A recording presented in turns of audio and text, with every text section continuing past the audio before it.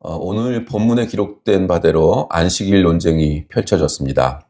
안식일에는 아무 일도 하지 못하는데 왜 당신의 제자들은 밀밭 사이로 가면서 이삭을 잘라 먹었냐? 그건 잘한 일이냐? 잘못한 일이냐? 이렇게 따져 물은 것입니다. 그러나 예수님께서는 이 일이 시시비비 잘못됐냐 잘했냐 하는 것을 따지는 문제가 아니라 이 싸움의 본질, 핵심이 바리새인들이 가지고 있는 율법에 대한 시각, 그것에 문제가 있다 하시면서 이 공격을 막아내십니다. 말하자면 다윗도 도망치다가 진설병을 먹었다 이겁니다. 성전 안에 들어가서 진설병을 먹는 것은 제사장들만이 할 수 있는 일인데 다윗은 도망치다 배가 고프니 그 진설병을 먹었다. 그럼 너희들이 그렇게 추앙하는 다윗이 잘못한 것이냐? 이렇게 되물은 것이죠. 율법의 정신이 어디 있느냐? 다윗 안 죽었다. 하나님이 죽이셨어야지. 그렇다면 다윗 안 죽었잖아요. 우리가 다윗을 왕으로 세우시고 내 마음에 합한 자라고 그러시잖아요. 그러니까 율법의 초점이 그 정신이 어디 있느냐, 그 율법을 어떻게 이해해야 되느냐에 초점이 있어야지 그 율법을 가지고 심판하는 데 동원해서는 안 된다. 초점이 시시비비를 가르는데 있는 것이 아니다. 물론 시시비비를 가르죠. 가르기는 잘된 일과 잘못된 일은 있는 겁니다. 어차피 시시비비도 안 가리는데 마음대로 살아도 되는 거네. 이렇게 가면 안 되는 겁니다. 그 근본 정신이 어디에 있느냐? 율법을 주신 진짜 이유가 뭐냐? 그것을 초점으로 삼아야 된다라고 말씀하고 계신 겁니다. 이 안식일, 이 율법, 이 안식일에 대해 좀 살펴봐야 되겠습니다. 출애굽기 20장에 가시면 십계명에서 요구된 그 뜻이 나와 있습니다. 출애굽기 20장 8절에서 11절입니다. 안식일을 기억하여 거룩하게 지키라. 엿새 동안은 힘써 내 모든 일을 행할 것이나 일곱째 날은 내 하나님 여호와의 안식일인즉 너나 내 아들이나 내 딸이나 내 남종이나 내 여종이나 내 가축이나 내 문 안에 머무는 객이라도 아무 일도 하지 말라. 이는 엿새 동안에 나 여호와가 하늘과 땅과 바다와 그 가운데 모든 것을 만들고 일곱째 날에 쉬었음이라. 그러므로 나 여호와가 안식일을 복되게 하며 그날을 거룩하게 하였느니라. 아멘. 안식일 쉬면서 구별하여 지켜야 되는 첫 번째 이유는 하나님께서 천지 창조를 친히 하셨다. 그 표로서 그렇게 하도록 요구받고 있습니다. 우리에게 아무 일도 하지 말라 하는 것은 너희가 천지 창조를 하는 일에 인간이 개입된 것이 하나도 없다 이겁니다. 인간이 온 천하 만물을 만드는 일에 어떤 권리도 없다. 하나님께서만이 홀로 이 세상을 만들었다 하는 뜻으로 쉬도록 되어 있습니다. 그것을 잊지 말라. 하나님이 하신 일을 봐라. 하나님이 어떤 분인지를 봐라. 묵상해라. 네 인생도 이와 같이 하나님이 창조적으로 이끌어 가신다. 그러니 하나님이 창조하시는 역사를 봐라. 이 첫 번째 안식일에 해야 할 일입니다. 그런데 신명기 5장에 가면 이 안식일의 사상이 조금 더 넓어지기 시작합니다. 신명기 5장 11절에서 15절까지 말씀입니다. 다 함께 봉독하시겠습니다. 시작. 내 하나님 여호와가 내게 명령한 대로 안식일을 지켜 거룩하게 하라. 엿새 동안은 힘써 내 모든 일을 행할 것이나 일곱째 날은 내 하나님 여호와의 안식일인즉 너나 내 아들이나 내 딸이나 내 남종이나 내 여종이나 내 소나 내 낙이나 내 모든 가축이나 내 문 안에 유하는 객이라도 아무 일도 하지 못하게 하고 내 남종이나 내 여종에게 너같이 안식하게 할지니라. 너는 기억하라. 내가 애굽 땅에서 종이 되었더니 내 하나님 여호와가 강한 손과 편팔로 거기서 너를 인도하여 내었나니 그러므로 내 하나님 여호와가 내게 명령하여 안식일을 지키게 하느니라. 아멘. 신명기 5장에 나오는 안식일은 창조의 내용뿐만이 아니라 구원의 내용이 이제 담기기 시작합니다. 출애굽해서 이스라엘 백성이 노예되었던 그곳에서 해방된 사람들을 만드는 그 일이 이루어진 것, 그것이 하나님의 능력과 은혜로 된 것이라 하는 뜻으로 안식일을 명하여 거룩히 지키라 하는 요구가 성립된다고 지금 말하고 있습니다.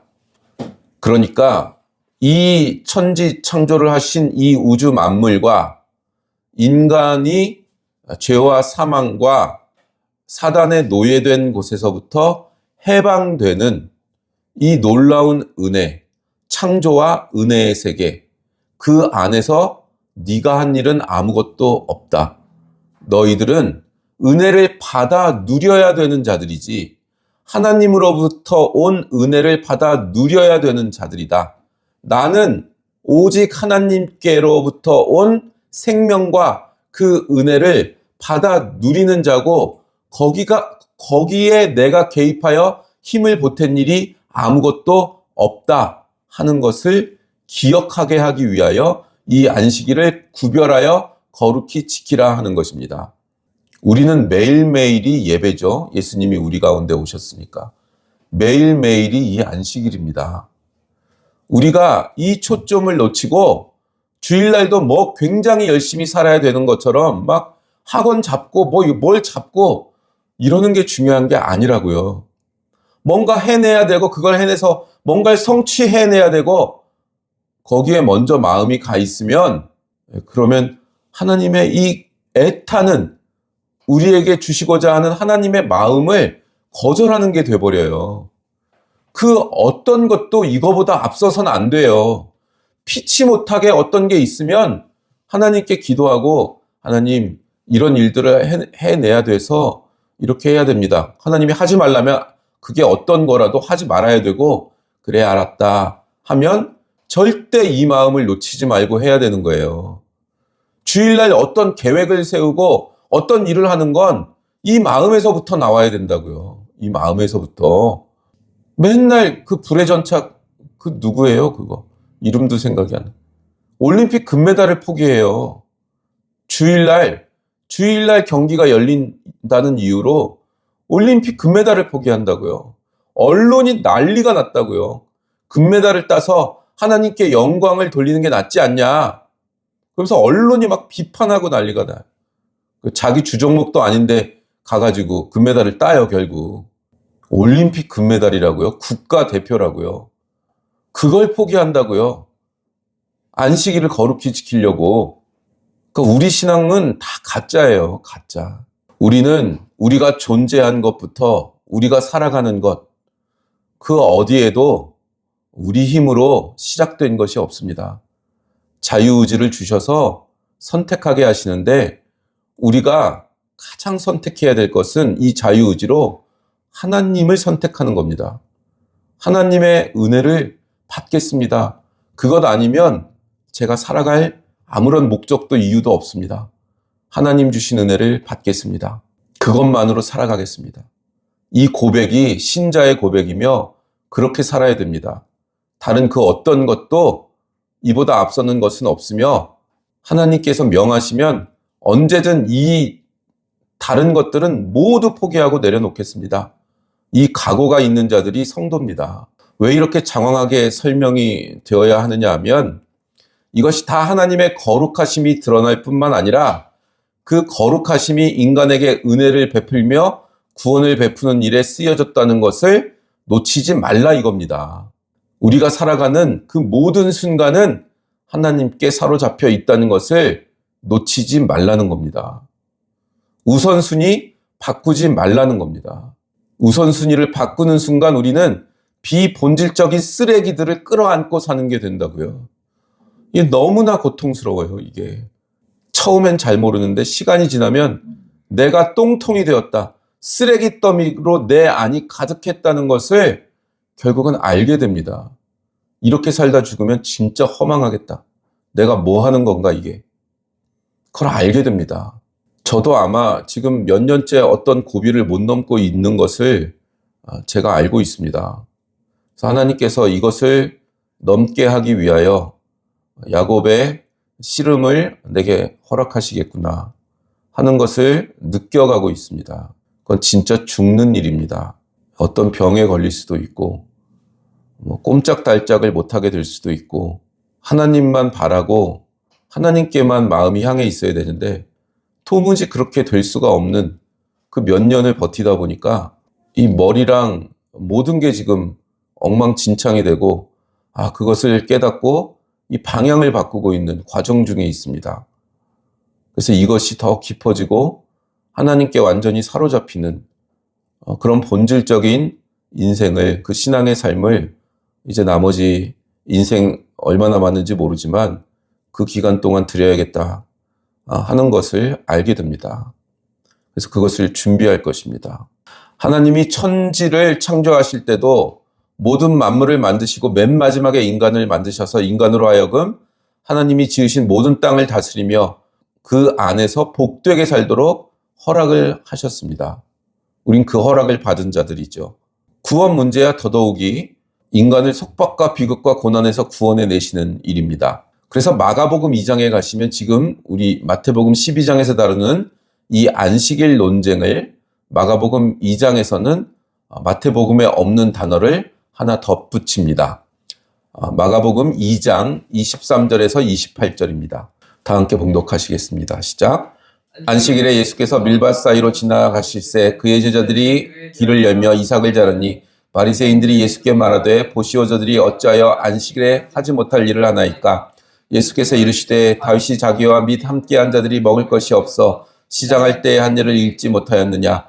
그가 아비아달 대제사장 때에 하나님의 전에 들어가서 제사장 외에는 먹어서는 안 되는 진설병을 먹고 함께한 자들에게도 주지 아니하였느냐.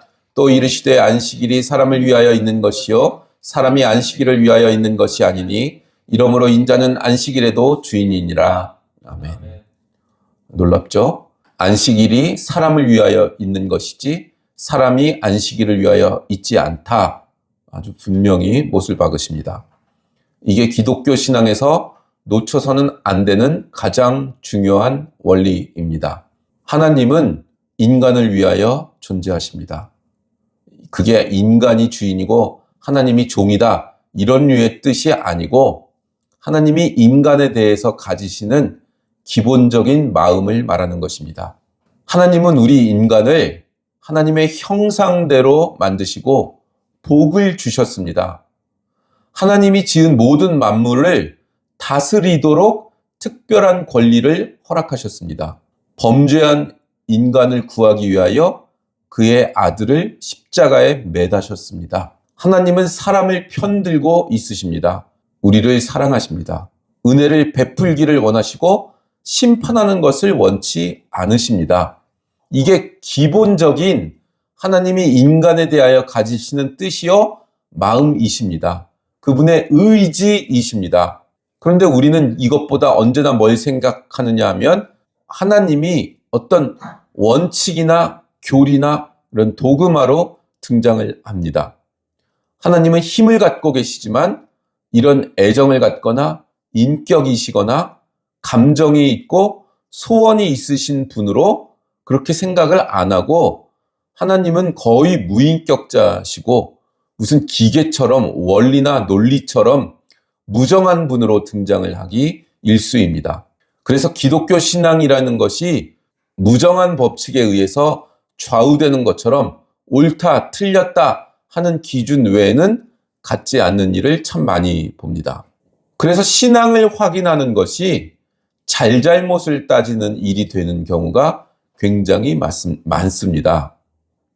근데 성경이 지금 우리에게 가르치는 것은, 예수님이 가르치는 것은 다윗이 사울에게 쫓겨다니고 곤고하고 배고플 때 먹을 것이 없어서 아비아달 대제사장 때 하나님의 전으로 들어가서 그 진설병 상에 펼쳐놓은 떡을 제사장 외에는 들어갈 수도 없고 먹을 수도 없는 떡인데 그걸 먹었다 이겁니다.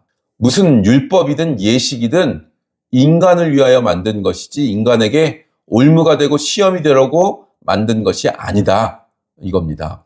여러분, 율법, 우리가 아는 진리는, 이 율법의 가치는 뭐냐 하면 인간으로 하여금 이 율법의 울타리를 넘어서지 말라고 만든 겁니다. 여기를 넘어서면 죽는다. 이걸 경고하기 위하여, 그리고 이렇게 살아야 너희들이 진짜 생명을 얻어 평안을 누리며 살 수 있다. 이걸 위하여 사랑과 은혜로 주신 게 율법입니다. 이 율법의 울타리를 넘어가는 자들은 죽여버려도 좋다. 심판해도 좋다. 너는 범죄자다. 이렇게 낙인 찍어도 좋다. 이걸 위하여 율법이 제시되어 있는 것이 아닙니다. 이 울타리를 쳐서 하나님의 자녀들을, 하나님께서 창조하신 하나님의 백성들을 보호하려고 울타리를 친 겁니다. 울타리는 어느 데다가 쳐요? 위험한 데 치죠. 위험 이렇게 치고 울타리를 치잖아요. 위험, 더 이상 길 없음, 위험, 이곳에 산짐승들이 나옵니다. 이러고 울타리를 치잖아요. 보호하려고 치는 것이 울타리입니다. 또 가축 기를 때 가축들이 밖으로 나가지 못하게 하는 데도 쓰고 다른 짐승이 들어오지 못하는 데도 쓰고, 그건 이 가축들을 희생당하지 않게 하기 위하여 치는 거잖아요. 그게 율법의 역할이라고요. 그러니까 말씀대로 따라야 돼요. 말씀대로 해야 된다고요. 결국 율법을 넘어서면 죽음밖에 없어요. 위험밖에 없어요. 다 해봤어요. 죽는 수밖에 없어요. 데이비드 셀린저의 호밀밭의 파수꾼, 그게 그런 내용이잖아요. 주인공 홀든이 귀족 사립학교 다니다가 퇴학을 당하고 말죠. 적응을 못하고 이 사춘기의 방황 이런 걸 하면서 퇴학을 당하고 만다고요. 부모님께 알리기 전에 난리가 날 테니까 뉴욕의 밤거리를 헤매고 다녀요. 그러면서 이 뉴욕이라는 도시에 그 성인들, 어른들이라는 사람들의 세계를 경험합니다. 나이트클럽도 가보고 호텔도 가고 공원도 가고 어른들의 세계를 경험을 하는 거예요. 그러면서 이 모든 게 위선적이고 가식적이고 죄악과 탐욕으로 가득하다는 것을 어쨌거나 티네이저인 얘가 느낀다고요. 소외감도 느끼고 외로움도 느끼고 혐오감도 느낀다고요. 이 세계가 구성된 걸 알아갈수록 혐오감을 느낄 수밖에 없어요. 그래서 자기가 유일하게 믿는 선생님 집에 가갖고 하룻밤을 자려고 하는데, 잠들려고 하는데 보면 그 선생님이 자기를 이렇게 어루만지는 거예요.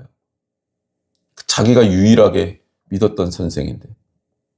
그래서 도망치는 나오게 되는 거죠. 이 세계에는 아주 자그마한 소망도 없다는 걸 경험해요. 호밀밭의 파수꾼이에요. 그러면서 자기 동생, 먼저 죽은 남동생과 또 이제 하나 남은 여동생, 피비, 얘네들은 이 세계 속에서도 이 타락하지 않도록 이런 걸 경험시키면 안 되겠다. 이 세계 속에서 얘네들을 보호해야겠다. 자기는 호밀밭의 파수꾼이 되어야겠다 하는 그 마음을 갖고 그렇게 살아요. 이게 회상하는 장면이에요.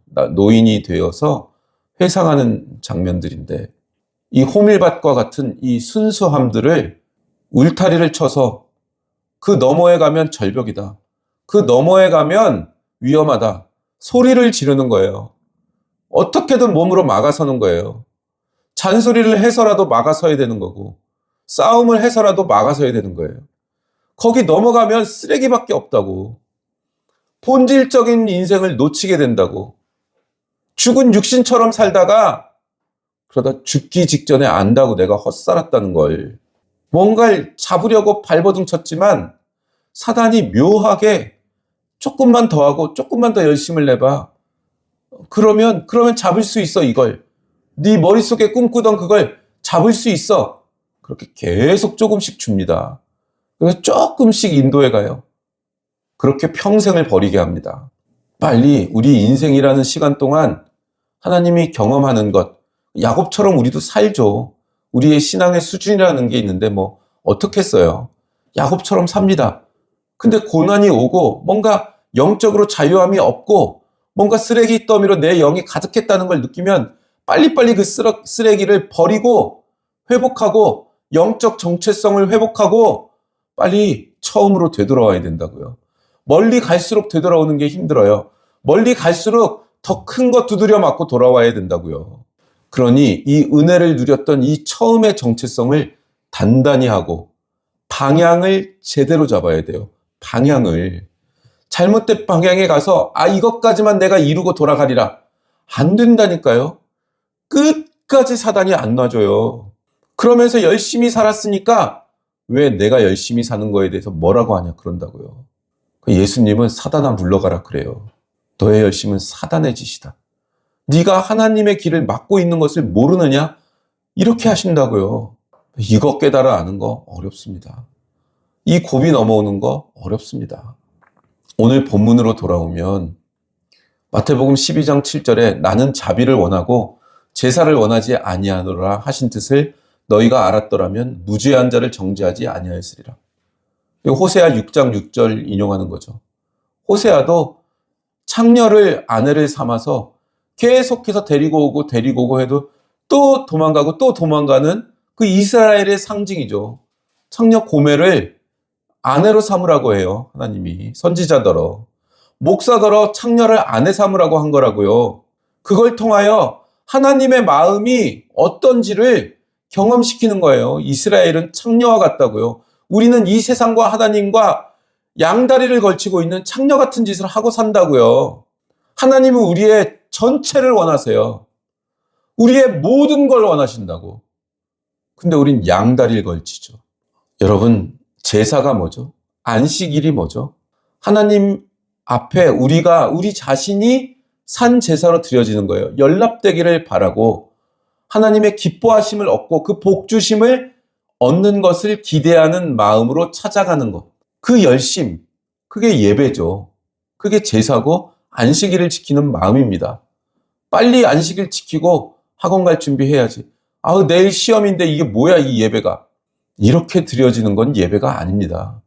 근본이 틀려 있는 거예요. 근본이.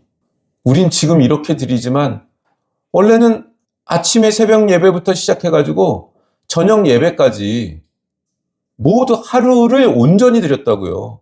제가 신앙생활 어렸을 때 할 때만 해도 그게 당연한 줄 알았다고요. 그게 주일날 학원 가서 뭘 이루려고 하는 거예요.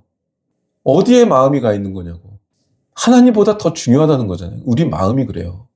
말로는 아니라고 하죠. 근데 마음에 나 자신도 모르는 무의식에 이미 그게 세팅되어 있다고요. 우리는. 그게 무서운 겁니다. 하나님은 그걸 깨트리시길 원한다고요. 그게 중요한 게 아니라 나에게 너의 전 인생을 다오. 그러면 내가 너를 위하여 준비한 엄청난 인생과 너에게 맡길 사명이 엄청나게 있다. 내 생명으로, 내가 준 생명으로 살아가는 그걸 훈련해라. 그 영혼을 깨트리고 그럼 네 인생에 기적과 토 같은 일들이 펼쳐지기 시작할 거다. 그걸 위해 작은 일에 충성하고 아무에게도 드러나지 않는 그 시간을 보내는 거예요. 하나님이 그 시간을 보내도록 하시거든요. 거기에서 자유함을 얻는 거예요. 빚도 없고 이름도 없는 그 일들을 행하면서도 너무 기쁜 거야. 이게 너무 좋아요, 하나님. 이 작은 일에 너무 좋아요, 이 작은 일이. 이렇게 된 사람들이 하나님께 쓰임받기 시작해요.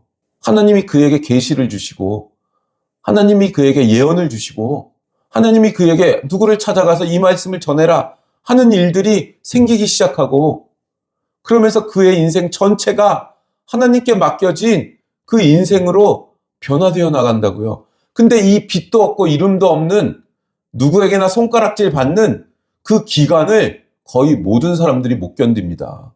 모든 사람들이 못 견뎌요. 하나님은 우리를 지으셨고 우리에게 복 주시고 사랑과 은혜를 풍성히 주시기를 원하는 분입니다. 그렇게 하고 계시고 우리가 구원을 얻었다는 게 그 뜻이에요. 우리가 먼저 구원을 얻어서 너는 구원 얻지 않은 놈, 나는 구원 얻은 자 이렇게 선민사상에 취하라고 구원을 얻고 사랑을 주신 게 아니라 모든 인간에 대한 태도가 하나님이 이러시다고요. 모두가 구원받아 모두가 이 길을 걷게 되기를 원하고 계신다고요. 근데 우리도 그렇고 서구 사회의 문명 자체가 우리는 먼저 믿은 자들, 너희는 안 믿는 이방인들. 그래서 수많은 죄를 저질렀다고요.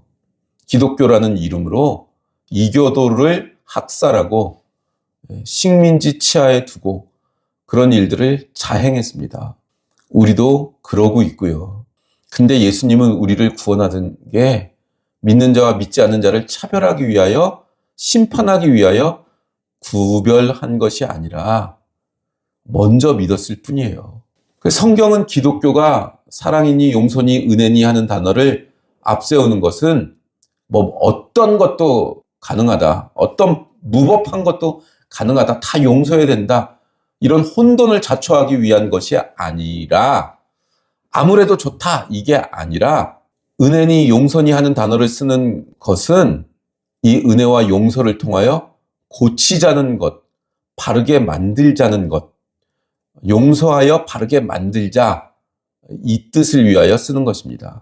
지금 내가 심판하여 버리면 그는 무슨 방법이 없으니까 기다려줘서 고쳐서 완성하여 그때 가서 심판을 면하게 하고 용서했는데도 불구하고 그 길을 계속하면 그때 가서 심판하자는 거예요. 이것이 로마서 3장에 이렇게 등장을 합니다. 로마서 3장 21절 이하입니다. 이제는 율법 외에 하나님의 한 의가 나타났으니 율법과 선지자들에게 증거를 받은 것이라. 곧 예수 그리스도를 믿음으로 말미암아 모든 믿는 자에게 미치는 하나님의 의인이 차별이 없느니라.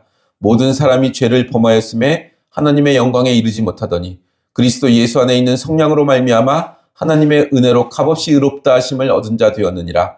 이 예수를 하나님이 그의 피로써 믿음으로 말미암는 화목제물로 세우셨으니 이는 하나님께서 길이 참으시는 중에 전에 지은 죄를 간과하심으로 자기의 의로우심을 나타내려 하심이니 곧 이때 자기의 의로우심을 나타내사 자기도 의로우시며 또한 예수 믿는 자를 의롭다 하려 하심이라.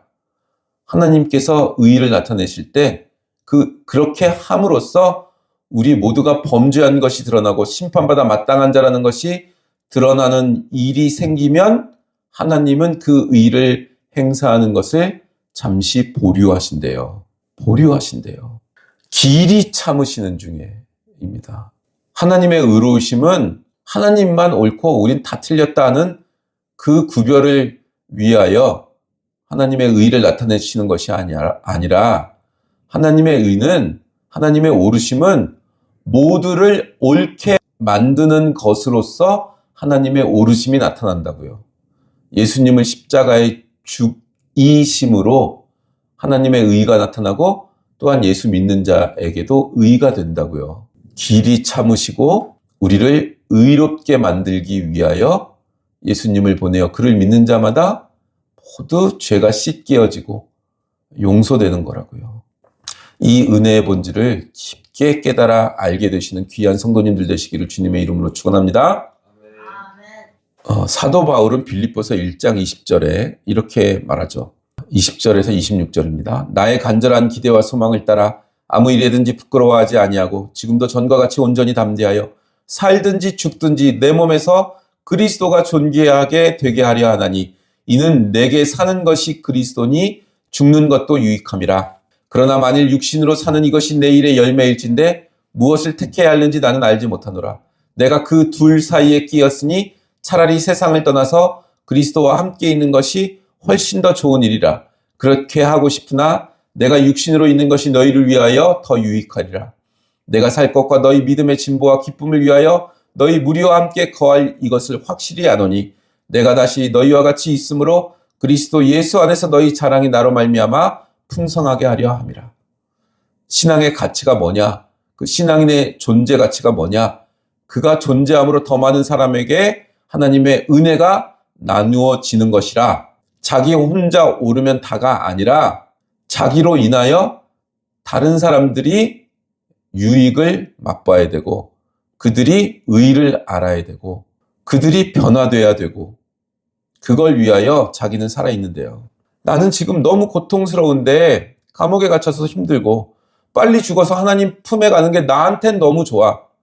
그런데 내가 살아있는 것으로 너희한테 유익이 있어 내가 살아있는 거야. 그렇게 말하고 있는 거예요. 여러분들이 살아있고 성도인 이유는 다른 이들이 유익을 얻기 위해서입니다. 비본질적인 것들을 유익하게 하라는 게 아니에요.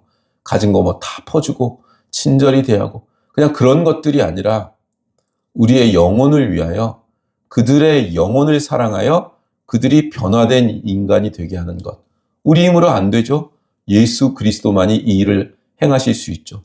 논리와 철학과 사상이 사람을 변하게 합니까? 그저 행동을 잠시 변하게 할 수 있죠. 그러나 그 본질이 변하지 않습니다. 내가 그렇게 함으로 사람들이 나를 세련되다, 깊은 사람이야, 법 없이도 살 사람이네, 이 소리를 위하여 우리는 그 도덕과 윤리를 지키지 본질이 변하지 않습니다. 착한 마음 있죠. 선한 마음 있죠. 내 목숨이 달리면 다 야욕을 부립니다. 이익이 뭐 1,000만 원, 2,000만 원으로는 탐하지 않죠. 1억, 2억도 탐하지 않죠. 근데 그게 조 단위가 되고 무소불위의 권력이 주어지면 다 변합니다, 인간은. 예수 그리스도만이 우리를 붙들 수 있습니다. 참 가치관을, 참 진리와 참 생명을 붙들게 하십니다. 예수님이 우리를 그렇게 붙들고 계세요. 우리가 그 예수님의 붙들리심을 당하지 않으려고 발버둥 치는 거지. 예수님은 우리를 그렇게 붙드세요. 그러니까 믿는 자들에게 내가 문 앞에 서서 두드리노니 그 문을 열어야 내가 들어가서 함께 먹고 마신다고요. 근데 우리는 자기가 세운 계획과 목적이 너무나도 중요해서 예수님 믿어요. 예수님 부활하신 것도 믿고 나 구원하신 것도 믿어요. 근데 요 문은 열지 마세요. 요 문은 내가 꼭 이뤄야 되겠어요. 이 문은. 내가 꼭 이루어야 되는 일들이 여기에는 있으니까 이 문은 열지 말고 여기는 들어오지 마세요. 그런 영역이 있다고요. 그래서 예수님은 끊임없이 두드리신다고요. 그 문을. 다 내려놔라. 그 문을 열고 나와 함께 먹고 마시자. 그러신다고요. 우리가 이 수원 지역에 얼마나 더 있을지 모릅니다. 근데 이 교회는, 이 터는 계속 있어 오셨던 분들이 기도가 훈련되고 계속 낮아져서 그 낮은 자세에서 예수님을 섬기게 되는 변화가 일어나고 그것들을 유지하신 분들입니다. 이곳의 영성이 그래요. 하나님이 우리를 이곳에 보내셨다면 우리는 낮아져야 되고 겸손해져야 되고 하나님만 바라고 그러지 못한 모든 것들을 무너뜨리고 하나님 안에서 모든 일을 하는 내 인생의 모든 것이 하나님께만 맡겨지는 그 영적 변화들이 일어나는 곳이어야 됩니다. 그게 첫 번째라고요. 우리가 그렇게 돼야 비로소 많은 가정교회를 세울 수 있는 사명을 감당할 수 있게 됩니다. 우리가 그렇게 안 됐는데 어떻게 사역이 진행이 되겠어요? 우리가 안 되는데. 나 자신이 먼저 그렇게 돼야 되는 겁니다. 혼자 옳거나 복받는 우리 가정만 살아남는 게 아니라 많은 교회들을 세워야 됩니다. 많은 가정을 세워야 됩니다. 그게 우리에게 맡기신 사명이니까요. 로마서 4장 25절에 예수는 우리의 범죄함을 위하여 내어줌이 되고 또한 우리를 의롭다 하심을 위하여 살아나셨느니라. 예수님은 두 가지 일을 하셨다는 거죠. 우리 죄 대신 죽으세요. 죄값은 사망이요. 생명으로만 생명을 속해요. 그래서 죽으시는 거예요. 근데 그게 다가 아니라 우리를 위하여 그의 목숨을 내어 놓으셨을 뿐만 아니라 다시 부활하셔서 우리를 완성시키기 위하여 지금 하늘 보좌 우편에서 제사장직, 대제사장직을 수행하고 계신대요. 죽어도 우리를 위하여 죽으시고 살아도 우리를 위하여 사시는 그런 십자가 사역, 그것을 이루셨대요. 우리를 의롭다 하심을 위하여 살아나셨느니라. 우리를 하나님이 보는 의예요. 우리가 생각하는 의가 아니라 하나님이 원하시는 의를 이루는 존재를 만들기 위하여 살아나셨대요. 지금도 그 일을 우리를 위하여 행하고 계세요. 그래서 우리는 자유의지로 자신의 삶을 선택할 수 있지만 하나님의 의를 이루는 붙들리심을 당하고 있지 않으면 다른 길을 가는 순간 거기는 울타리 너머다. 거기 가면 죽어. 그러면서 두들겨 맞는 거예요. 빨리 깨우쳐야 돼요, 이걸. 빨리. 그러니 여러분, 신자의 사명은 우리가 옳은 것으로 인하여 우리는 이제 모든 사람들에게 이 옳은 자리에 오도록 하는 일에 부름을 받고 있는 것입니다. 내가 만나는 모든 사람을 옳게 하기 위하여 십자가를 지는 그 삶을 사는 것이 성도의 태도, 자세입니다.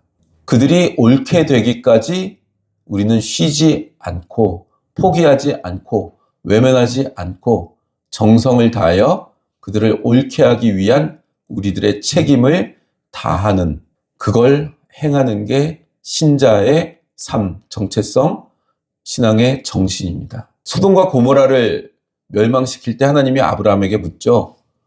의인 10명이 있으면 멸망시켜 시키지 않겠다. 내가 있음으로 인해서 이 시대와 나라와 백성이 멸망받지 않고 은혜를 입게 하는 것. 그게 신자의 책임입니다. 그러니까 지금 이 시대에는 아마 사단과 그 공산주의의 영들, 공산주의와 사회주의는 기본적으로 가진 자들에 대한 분노로부터 시작하는 사상입니다. 그리고 인간은 이 모든 걸 깨부수고 선과 유토피아를 이룰 수 있다. 그걸 믿는 게 공산주의예요. 자유민주주의는 다르죠. 아마 그런 체제전쟁이 사회 가운데 일어나고 있는데 우리는 영적으로 기도하는 것뿐만이 아니라 이 이웃들의 옳은 것들을 선택할 수 있도록 전하고 또 영으로도 또 사회적으로도 역사적으로도 온전한 가치관을 전파하고 그것들 이루는데 쓰임을 받아야 될 줄로 믿습니다. 예수님 빨리 오셔서 저 악당들을 다 불못에 던져주세요.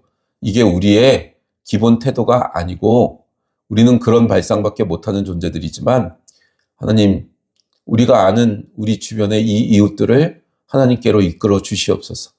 그들이 깊은 신앙을 갖게 하여 주시옵소서. 예수님이 생명의 전부인 것을 알게 하여 주시옵소서. 이 일을 감당하기 위하여 우리가 존재한다는 것을 분명한 가치관으로 마음에 새기시고 삶을 통하여 우리의 삶을 통하여 이 일이 일어나게 되시기를 주님의 이름으로 축원합니다.